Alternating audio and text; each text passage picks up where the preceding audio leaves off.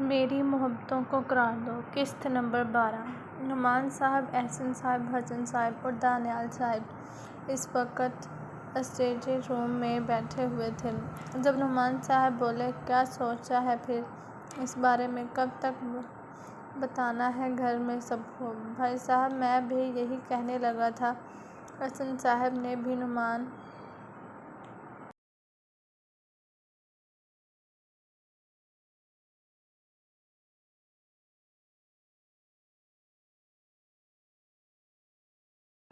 صاحب سے کہا، تمہارا کیا خیال ہے احسن؟ نعمان صاحب نے احسن صاحب سے پوچھا۔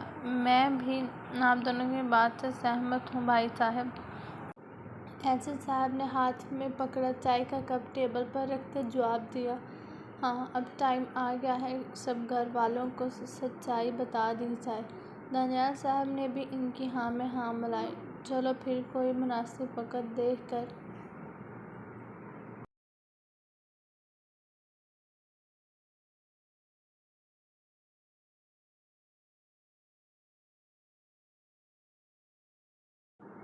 کرتے ہیں بات، نعمان صاحب نے کہا تو باقی سب نے بھی ہاں میں ہاں ملائی۔ کیا سوچ رہی ہو جان؟ زوار نے بالکنی میں کرسی پر بیٹھی اسما کو سوچ میں گم دیکھ کر پوچھا۔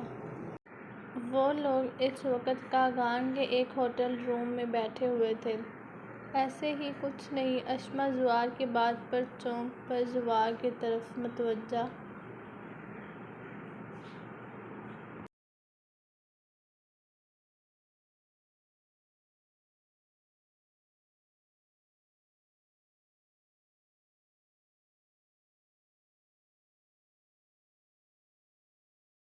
ہوئی۔ ارے کیا سوچ رہی ہو بتاؤ، اور اتنی پریشان کیوں ہو تم؟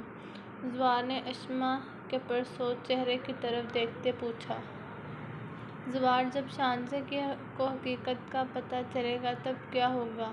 اسما نے زوار کے چہرے کی طرف دیکھتے کہا، یہ بات سوچنے والی ہے، پر جب سب بڑے مول کر اسے سچ بتائیں گے تو وہ سمجھ جائے گی۔ زوار بھی کہیں دور خلاؤں میں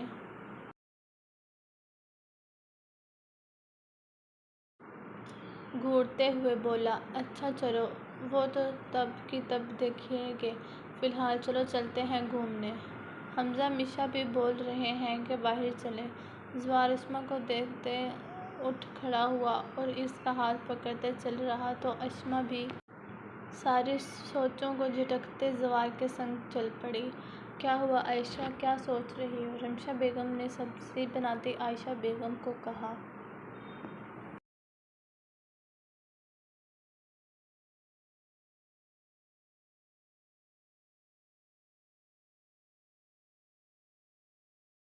جو پتہ نہیں کیا سوچ رہی تھی۔ بھابھی، سوچ رہی ہوں کہ شہیر نے بھلے ہی بتا دیا ہے، پر شانزیں کیسی کہاں ہوگی؟ عائشہ بیگم نے کھوئے لہجے میں کہا۔ شانزیں جہاں بھی ابھی ہوگی ٹھیک ہوگی عائشہ، پریشان مت ہو، شہیر نے بتایا تو ہے۔ رمشا بیگم نے عائشہ بیگم کے ہاتھ پر ہاتھ رکھتے تسلی دی۔ جی بھابھی، پر دل کو چین نہیں مل رہا، گھر بھی کتنا سونا سونا سا لگ رہا ہے۔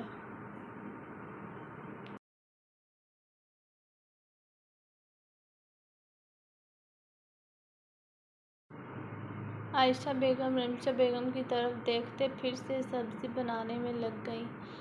گھر تو سونا لگ رہا ہے، پر ابھی ہم کچھ کر بھی تو نہیں سکتے نا، تو شانزے کی جان کو خطرہ ہو سکتا ہے۔ رمشا بیگم نے انہیں تصویر کا دوسرا رخ دکھاتے کہا۔ جی بھابھی، میں سمجھ رہی ہوں آپ کی بات، اسی لیے دل پر پتھر رکھتے ہوئے صبر کرنے پر مجبور ہوں۔